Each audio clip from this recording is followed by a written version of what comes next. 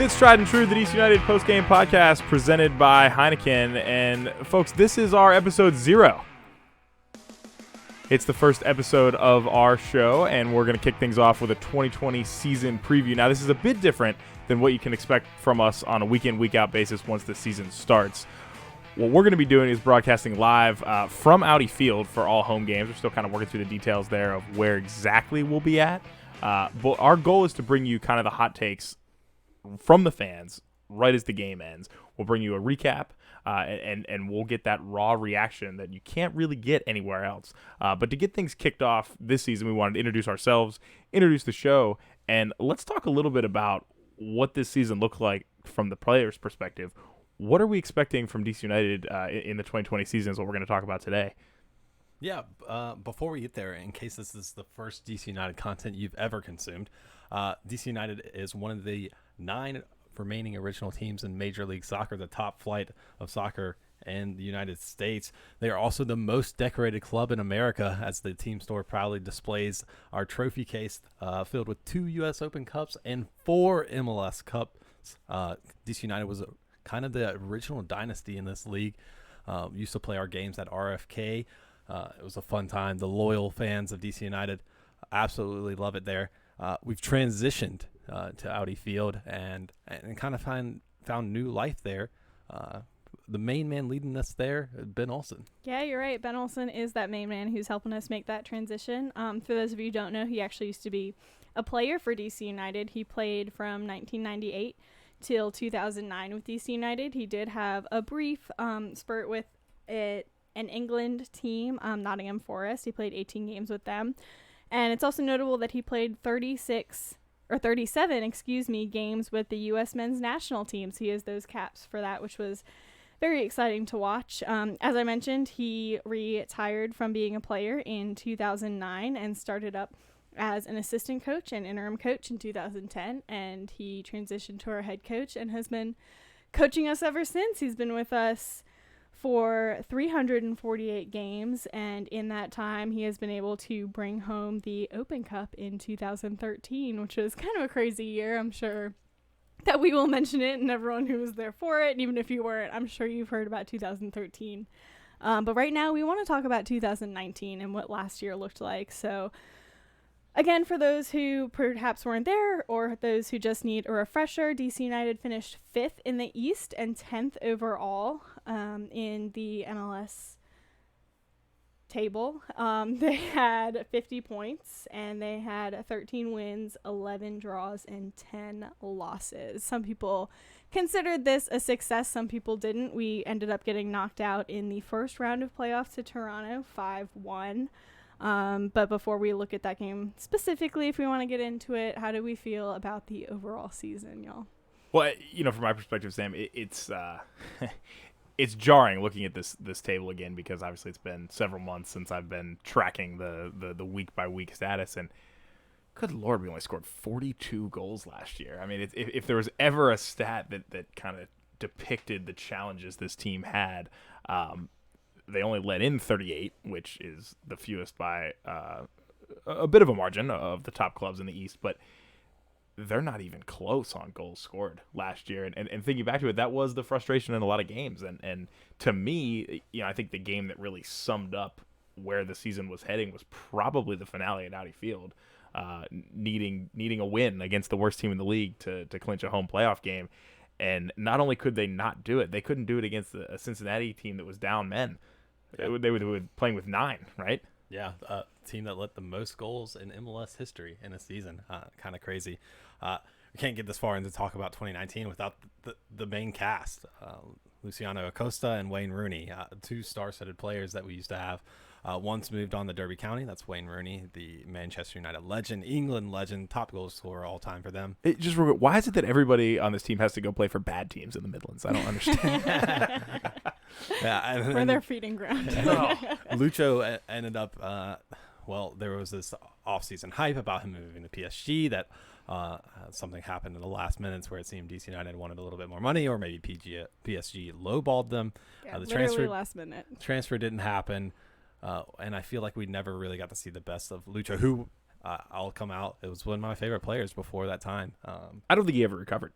I mean, if we're being honest, after the news broke, he was definitely down. We talked about him coming right back to training camp, though, and like really trying to get past it. But looking back a year from now, it's almost like the guy never took the time to like really process what had happened. Yeah. And it showed. And by the Yeah. end of the season, he wasn't even starting anymore. It was really hard to watch. I mean, watching him in 2018 when we opened Audi Field, like there was so much hype around the team. You know, you have Lucharu with him and Wayne Rooney, and they killed it. It was so fun to watch, and that was the first time in maybe a little bit that it was really fun to consistently watch DC United games. And then I understand that it must be really hard. I mean, obviously PSG is one of the biggest clubs in the world. You know, everyone really knows what that team means, and I'm sure that it's so devastating to literally fly to Paris and then be told you have to come back. But he did never recover, and it was hard. You could see that he was so frustrated on the field. And like you said, by the end, he wasn't even really playing, and it was just, again, after seeing all the lightning he brought in 2018, it was really hard to watch in 2019, and I don't really think it was a surprise to anybody that he did not return for the season. Well, and the other half of Lucharu, as we kind of alluded to, Wayne Rooney moving on to Derby County recently, but throughout the second half of the 2019 season, he really faded away too. We knew he was leaving. I had some really strong opinions about this throughout the whole season.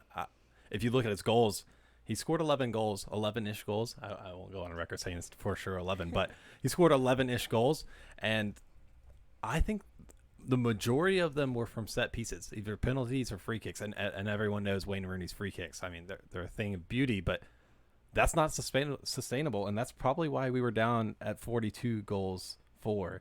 And I think Ben realized that Lucharu was gone, and so we kind of changed philosophies midway through the season back to Ben Olsen, who Sam talked about, his tried and true method of just that gritty defending, and it worked. It got us into the playoffs, but it did. But it was really hard being in the stands or even watching on TV because Wayne Rooney, you know, we've played one forward for many years now. You know, Ben Olsen has really favored just playing one up top, but it's been hard because I don't know that we've always had that player who can play one up top. And towards the end of last season, Wayne Rooney really dropped down to a 6 position. Like there were a lot of times when it did not look like we had a forward on the field, which was really hard. And you could kind of see that during our playoff game, which when you look at the score, maybe doesn't give, I mean, I think it gives an accurate picture, but I think there's a little more to the story. So we played at Toronto. John mentioned we needed a win at the last home game of the season, last game of the regular season. Couldn't get that win. We ended up traveling to Toronto. They scored a goal on us in regular play. It came down to, I'm pretty sure, stoppage time, correct? When we put that ball in off a corner.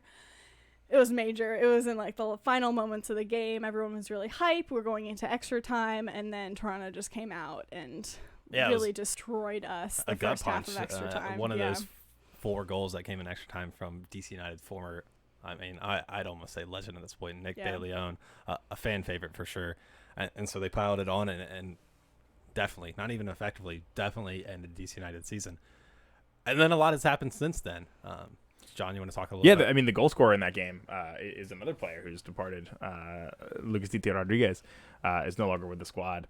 Him and Leonard Hara not returning this year. We talked about Lucho and we talked about Wayne. And so as you look to build a roster, DC United losing 4 of 11 starters, really. Yeah, Hara was sometimes great, sometimes non-existent. He wasn't a great defender. I mean, we can probably just say that. Yeah, I liked what he brought to the offense of the team, but he's kind of too slow to be able to get back, especially in this league where I honestly think the physicality in this league is at a different level. All right. I mean, I'm kind of down talking about late season, but I really think we have a lot to look forward to this season. We made so many fantastic signings, and I know that Joshua wants to geek out over one of them, so let's just get to it. It's Eric Sorga, right? We'll get to that one later, but talking about the right back spot, a guy that played right back for Atlanta United, one of my favorite players. People might not know who he is, but Ben Bromley did a big piece about this from Black and Red United. He did a big piece about him during the draft, and unfortunately, his name is Julian Gressel. He played for Providence.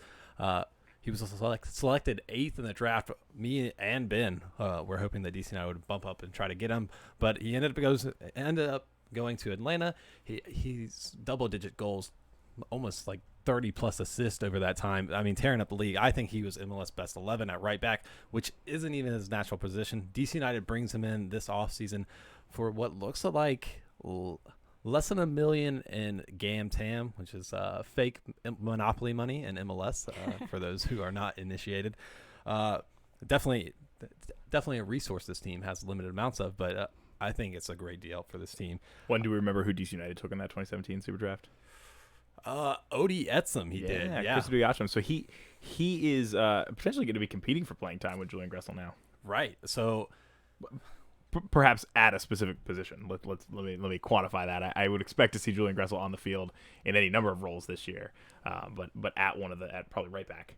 Right, and so that's one of the fun things about Julian Gressel is we don't know where he's played. He played striker for Providence in college. He played right back for Atlanta United in their cup run.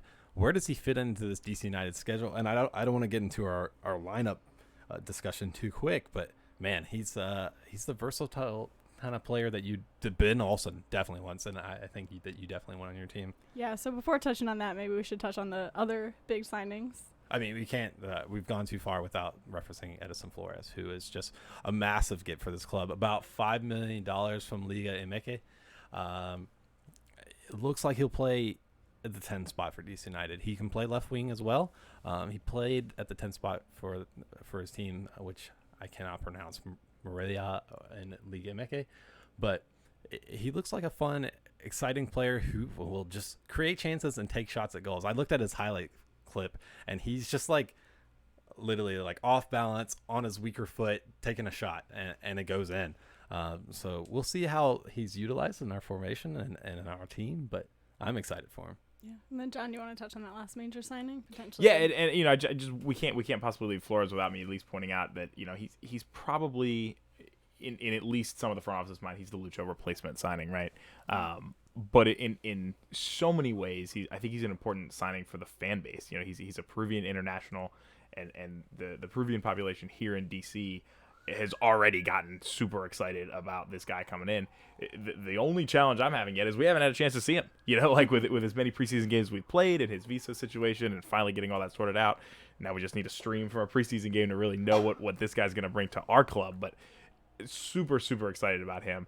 And so, Sam, are you alluding to Ola Kamara, who joined the team midway through last season? Yeah. I'll jump on that one. Yeah. Well, I think it's hard to call him like a signing because he did jump on last season, but in many ways, he is a new commodity to fans watching the 2020 season. Right. He only played 5 games last season for DC United, scored in 3 of them, including like this beautiful curving ball from outside the box. I think Ola Kamara is the real deal in this league. He's in all of his full season, he's played 3 full seasons in MLS. I think 1 or 2 for Columbus Crew, and then another one for LA Galaxy when he was kind of competing for time with Zlatan Ibrahimovic, if you know who that is. I think he is poised for floor of 10 goals this year. A ceiling, I would put a ceiling maybe at 25. I think he's going to go off this year. He's the main man. He's like Sam talked about. We play with one striker here in DC. I think he's the guy for the whole season, and I think he's got options to give him the ball. So he's a proven finisher. Absolutely. There's no doubt.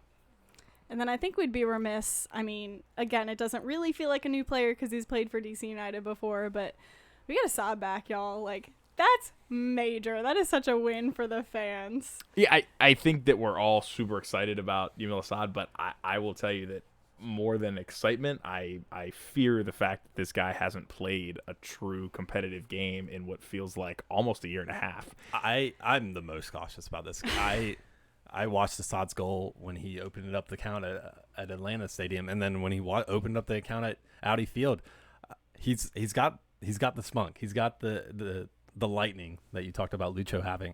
But yeah, like you said, he's been without a club for a while. And before that was just like on the bench, not being used. Yeah, I mean, I think there is some trepidation about it, but he, I think, really wanted to come back to DC. I don't think he wanted to leave in the first place, but I mean, he was like in every fan's tweet of bring back Assad. You know, I think he really wanted to come back, and I think that he's going to give it his all to be able to come back and be fit and be here for the fans, because I think he really enjoys playing in DC. Oh, I think he's super excited, and I mean it's going to be very interesting in the attacking midfield this year because there are a lot of names that fill out that portion of your lineup map. But there are also some question marks, whether it's been players who have been without real playing time for a while, like Emil Assad, or if it's players who unfortunately are banged up right now. Flores missing a little bit of time, I believe, with the groin, and then the most recent and perhaps most devastating news, at least for me, one of my all-time favorites, Paul Arriola suffering a right ACL injury in this most recent preseason game against Orlando, and it sounds like the news is perhaps not as bad as everyone initially feared. We don't believe that it is a fully torn ACL, but either way, it's going to be several months before Paul's back up and ready to go. And of course, we don't have a definitive timeline on that yet, but that definitely puts a serious dent in the midfield. And as excited as we were about the Gressel signing, it almost is like we're kind of back to where we started from without Paul. Now we've got Gressel's going to have to step up and do a lot of those types of plays, but now we've got a dent. So what do we do in midfield? Well, if we're gonna go through the whole midfield, I think Ben rolls out two defensive-ish midfielders, Canals and Moreno, probably starting. Felipe might push Canals to the bench, which is, I don't know, maybe missed or right back, or right back, which because we got to talk about that too. There's not a whole lot of depth anywhere. Yeah, like you said, we haven't seen this team fully. I guess we won't until the summer, because now Flores is finally in the mix with his visa stuff fixed, and now Ariel is out. So I think my midfield is going to be Ariola on the left wing. So now maybe Assad, Flores playing that 10 spot, Gressel on the right wing, and then a combination of Felipe Moreno and maybe some Canals in there, mixing it around. With Flores.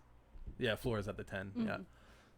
Yeah, and I think up top, Ola Kamara's the definitive starter there. Just Sharpie that one in. I mean, we didn't talk about too much Sorga, who has a weird MLS roster rule. The CBA wasn't decided yet.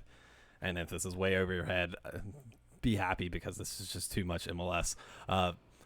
We signed Sorga to Loudoun. He was the top goal scorer in the Estonian league.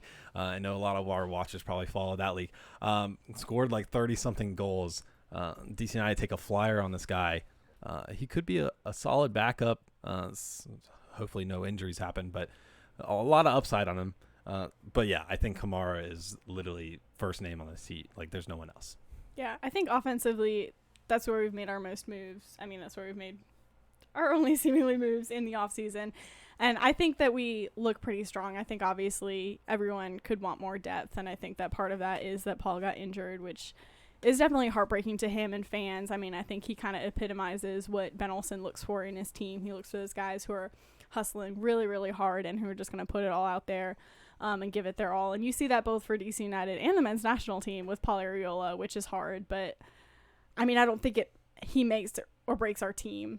At the end of the day, I always want Paul Arriola. I will never say that he is not one of our starting players in the form that he has been in and of recent. But, I mean, I think that it just makes that Julian Gressel signing that much more important. Like, I mean, Sure. Obviously no one knew he was going to get injured, but it just makes it so much better that we did have that quote unquote depth, right? And then, I mean, we're just waiting for Paul to get better. But I don't think that we have to depend upon him coming back in the second half of our season to make it in the playoffs. I think that we are still going to be able to make a pretty good run at the beginning of the season without him. Yeah, I really hope you're right, Sam, and it's probably a good thing we're doing this episode today on Monday the 17th and not Saturday night right after the news came out, because I was crushed. Yeah.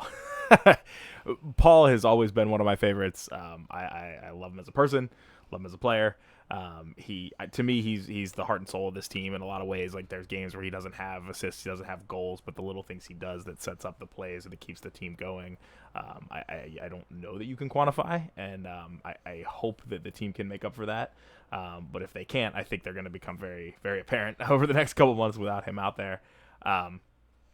But I do think that, one of the things, as you mentioned, goalkeeper might be the only position that Paul's not played for DC United on this roster since he joined the team. I mean, he's just so versatile, and I think Julian Gressel is a player who kind of is very similar. And so, in a lot of ways, you're right.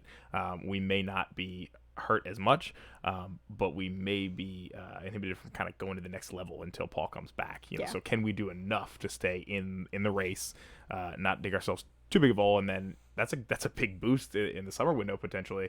And it's not a signing; it's just a player coming back healthy, and so the team's got potentially another chance to make a signing too, depending on where we are. But one thing I do want to touch on here in the midfield before we talk about our defense, which will be interesting. Yamil Assad's also a little banged up right now, and so it's not 100% certain that he's going to be available for the opener.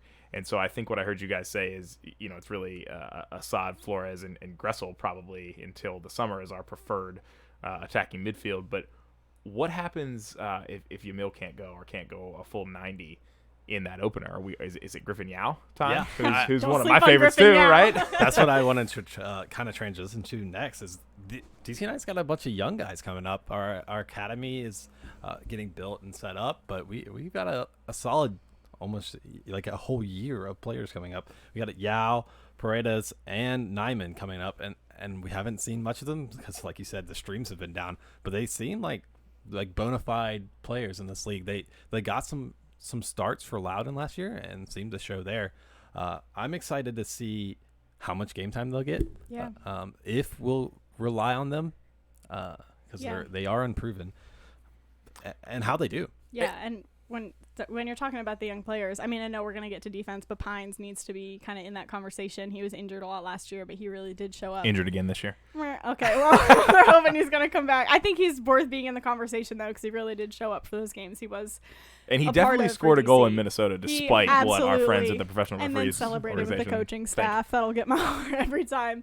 But, I mean, I am always for bringing in the younger players. I mean, obviously, you need those veterans who can bring you that experience. You do. But, I mean, again, to harp on what a great signing Gressel was. Like, he brings that. He's a MLS Cup winning player. He knows what it's like to succeed and to help build a team and to help win. So I think that even with that signing, even though you're losing Wayne Rooney, who was that world captain, and bringing that experience into DC United, I am excited to see us playing those youth players, because DC United a couple years ago, kind of towards the end of the RFK reign, we were signing a lot of players right before retirement, which was personally really frustrating for me, just because it's hard. You don't have the pace that you used to.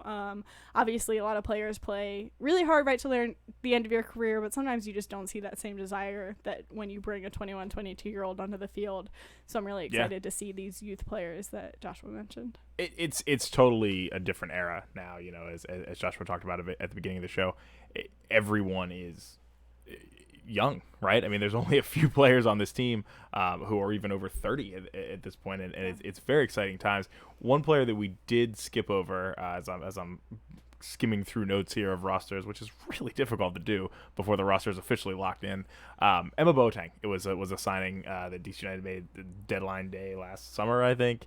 Didn't get a whole lot of time, so I don't really have a whole lot to say about him other than the fact that he might have a shot now with Areola hurt, with some young guys. What is Ben going to do? We didn't talk about Ulysses Segura, who's been a staple in this roster, despite Joshua's chagrin as I look right at the facial expression he's making. But he's been around a lot, right? And he provides consistency, for lack of a better word. And he can play literally everywhere in Ben Olsen's system. He can play striker, winger, defensive midfielder, and sometimes an outside We back. talking about Boateng or Segura right now? Segura, is what John was talking about. Yeah, but Boateng might be in that lineup too. He seems like the Ben Olsen signing, where this is an MLS veteran who's had some decent success. Let's just throw him in there somewhere. And I kind of hope that Ben is getting away from that, especially since we have some really nice pieces this year. But we'll see. Yeah, so I mean, I think offensive and talking about that attacking team is really fun to talk about, but we did mention at the top of the episode that DC United only had 38 goals against, which was pretty low for the Eastern Conference at least. So what do we think about that defense we have going into the 2020 season? Yeah, I mean, it's interesting. Of the 5 positions in the back, so four in the back line and a goalkeeper, 4 of them to me are sharpied in, right? I mean, you've got Bill Hamid, who we talked about big signings. We got him officially again, right? No longer on loan, so that was a critical offseason move. Yeah, and I think it's worth mentioning he just spent time at the January camp, which is Finally. so much experience. Yeah, and I think that not even just DC United fans, but people across MLS have really been screaming for. It's been kind of a mystery as to why Ben Olsen has been Bill Hamid has been overlooked for so long for that January camp. So, it's only good when you come back from a January camp without injuries, but you get so Right. much experience. So I'm excited to see his rejuvenated excitement for playing for DC coming out of that. Yeah, there's been a few nuggets dropped by the social media team through the offseason that DC United might be mixing up with how they use Bill Hamid. Maybe talking about more passing out of the back. Last year we used to just hoof it up the field, maybe try to land that ball on Wayne Rooney's chest and then play from there. But it seems like Bill's poised to start joining into the possession game. Do you think there was a drug deal there where Greg Berhalter called up Benny and was like, look, dude, if I'm going to call up Bill, like, he's got to play out the back. Like, I that's how mean- this is going to work. That's not Bill's strong suit. Like, Bill makes amazing reactionary saves. He is so good at just stopping those saves that you didn't see coming. But honestly, distribution, I think it's pretty common that, I mean, he's not the best at distribution, to be blunt. Like, he's not potentially the one that you always want distributing it at the back. So if that's what he worked on in January camp, and if that's something that Berhalter said, this is what I need you to do to continue getting call-ups, I think it'll be interesting to see how that works out. Maybe Greg realized that Bill is in fact better than Brad Guzan, and was Bill like, tried to tell him last year, for better or worse. but in front of Bill Hamid this year, we've got Steve Birnbaum and Frederick Briant, who have also pretty much sharpied themselves in at least early in the season while Pines is recovering from Yeah. injury. I'd put that Brilliant one in pencil. Maybe you might have to erase that one. Erasable pen. We'll compromise. All right. I think everyone in DC would love for Pines to really show himself as as that lock-in starter at center back. We saw some good stuff from him last year, but maybe some raw talent still needs to be developed. Personally, I would love to see him earn that starting spot throughout the season, especially since Briant is 34 years old. But I'm glad to have Briant back. You need guys like that, and he at times last season was the man of the match and shut down defenses. Well, I think that's how we felt. phenomenal. Sorry to cut you off there, Sam. I just want to say I think that is sort of how we felt last year. We hoped that Pines would step in and move Briant aside, and credit to Briant, he kept the job all year and played very, very well. Yeah, I mean, that's exactly what I was going to say. And then his pairing, Steven Birnbaum, I mean, obviously has been a DC United player through and through. And he's had his ups and his downs with, those head injuries and being called up and then getting injured and potentially not being able to. But, I mean, I think depth-wise, I'd potentially like to see a little bit more for our center back positions. It's a little bit worrisome that Birnbaum and Brilliant are our only healthy center backs right now. And then even when you look out wide, I don't know if we have a whole lot of depth there. Yeah, there was rumors that DC United was pursuing a French center back for a team that was facing relegation. So we'll see. Maybe if they hurry up and get relegated, maybe DC United makes that signing. But Actively rooting against teams in France now. You gotta do what you gotta do for your team, yeah. but also, do you want a center back who's facing relegation? I would love to see some depth there. We don't really have depth at the outside back position either. Left side, I think, is one of those sharpie positions that John was talking about. Joseph Mora. One of my other favorites. As long as his jaw holds out this season, should As long as we be. don't play Orlando this season. Yeah.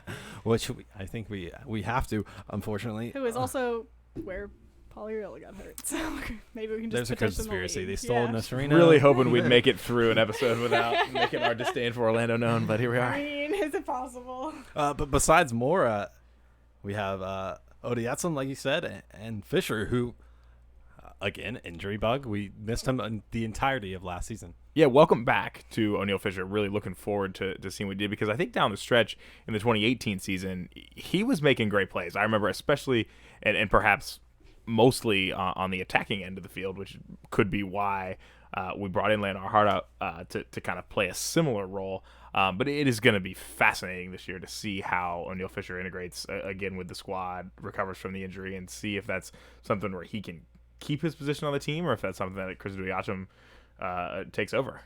Yeah, I think. Oh man, I liked what I saw from Fisher. He was part of that 5-0 rout of Montreal 2 seasons back now. Sorry, but it was such a fun game, and Fisher was part of that. I would love to see more of that. Obviously, we haven't seen too much of Odiatson, but again, he's a local kid. He went to Maryland, and I'd like to see him succeed here too. Yeah, so I think maybe where we'll go next is looking at the entirety of the roster. Who do you think is the most critical player to DC United's success in 2020. And Sam, you're giving me an interesting look, so I'll start with you.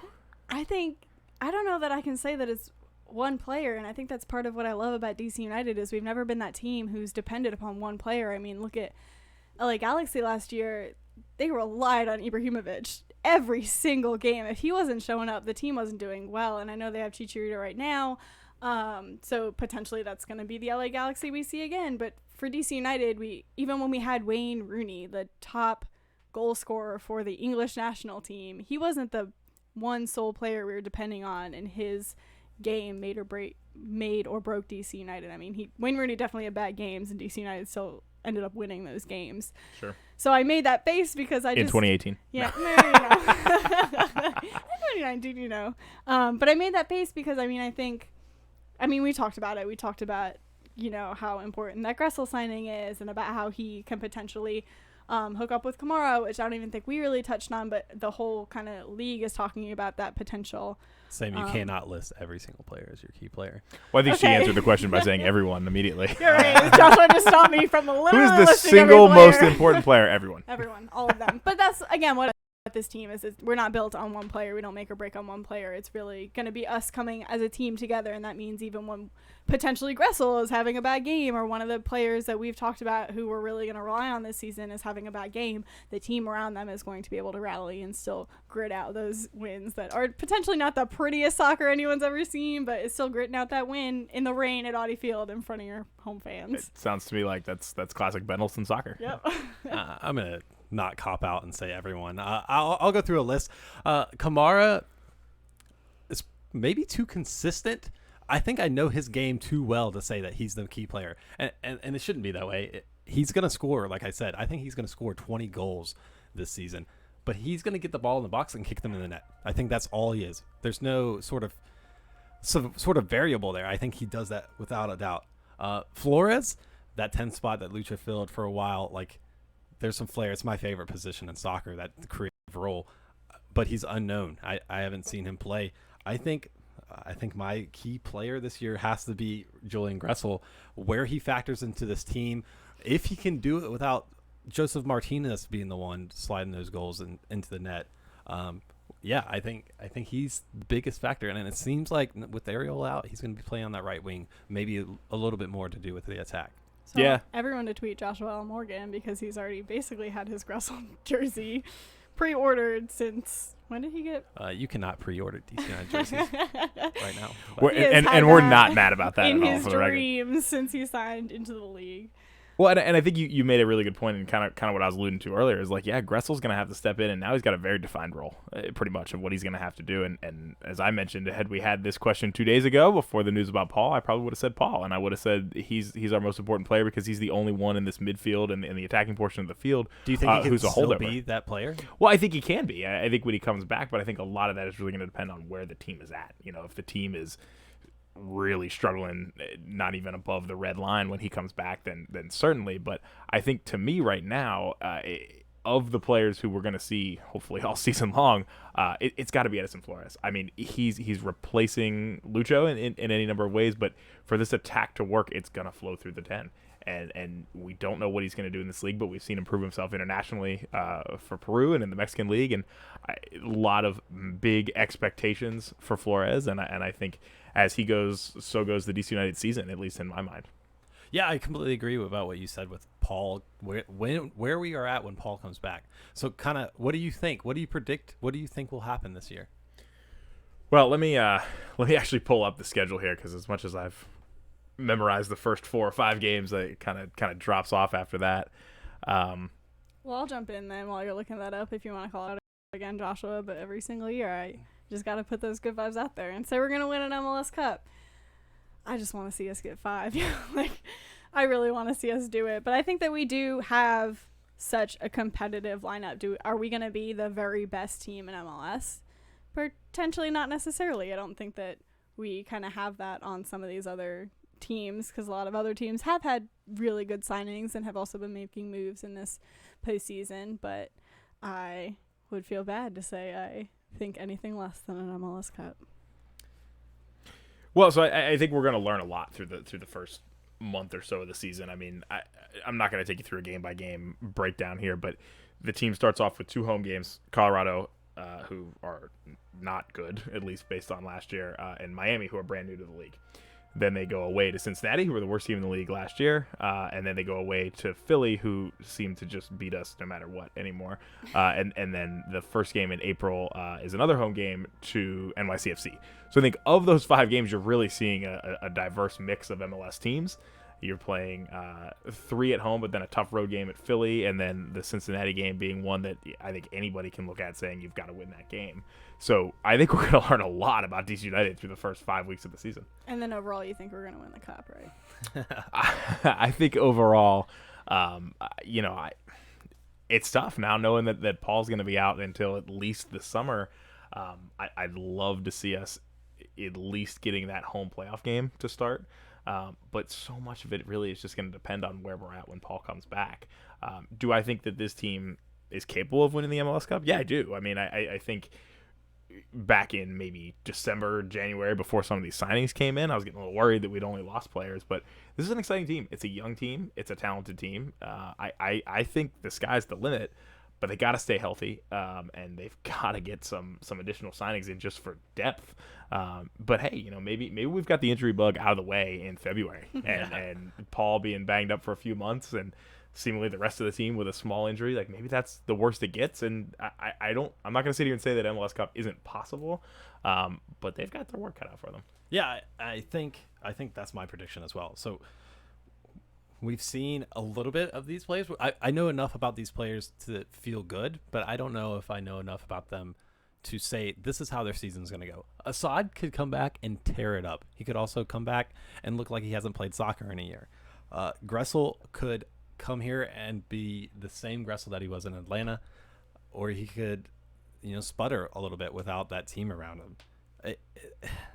It could go either way. And so I'm going to trend towards the middle. Maybe we sneak into that 3rd spot when Ariel comes back, and I would love that. I would love to have a home playoff game back at Audi Field. And then once playoffs start, in this league, you never know. So yeah, I'll just stick, I'll stick towards the median. We do well enough to get a playoff spot. Maybe we get into that 3rd spot. Yeah, I mean, just to kind of caveat here, I mean, I think we've talked, obviously not on the podcast, but amongst ourselves for the past few years, that it's frustrating that the goal is making the playoffs. And again, a couple days ago, I don't think that's what I would have said. But now you've got one of your most expensive, one of your most talented players on the shelf for a while, and now all of a sudden that kind of becomes the goal, and we'll reassess throughout the year. But it's interesting to look across the East. And this is another kind of shocking to me. I guess NYCFC allegedly won the East last year. It certainly doesn't feel like it. But Atlanta shed a number of players in the offseason. Obviously, Julian Gressel coming here, along with some other players out. Philadelphia finished 3rd, and Toronto finished 4th. And so looking around the East, it's really tough, as it is every year, to kind of where are these teams all going to finish? It's just too early. Below DC United. That's certainly the hope. And so before we say goodbye for our 1st/0th episode, let's talk a little bit more about what we're planning to do this season. So as we mentioned at the top of the show, our goal is to go live with a post-game podcast right after every game. So within about a half an hour, we'll be relocating ourselves from the supporter section to somewhere within Audi Field. And like I said, we're still finalizing the logistics there. But the hope is that you all can join us as part of the audience, listen to the show live, and can be part of the show. And of course, during away games, we're going to travel to as many as we can. And for the ones we can't travel, we'll be doing the show live from one of our apartments or from a local bar in the area. But we've got a lot of live shows to do this year. We're going to be bringing those live post-game reactions, not just from the 3 of us, but from you as well. So hopefully if you've stuck around this long, you're interested in following us on Twitter or Instagram at triedandtruedcu.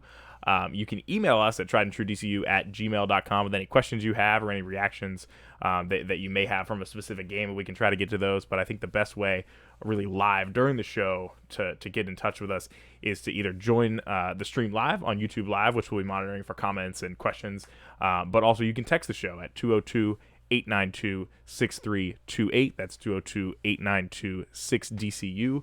With any thoughts that you have, and we'll take some comments live on the air. And then, of course, immediately the next day after the show, if it's too late, if it's one of those LA Galaxy away games midweek, we'll have the podcast up on Apple Podcasts, Google Podcasts, Stitcher, and Spotify, so you can listen to us in the morning and get a recap of the game and hopefully enjoy reliving the magic of a DC United win.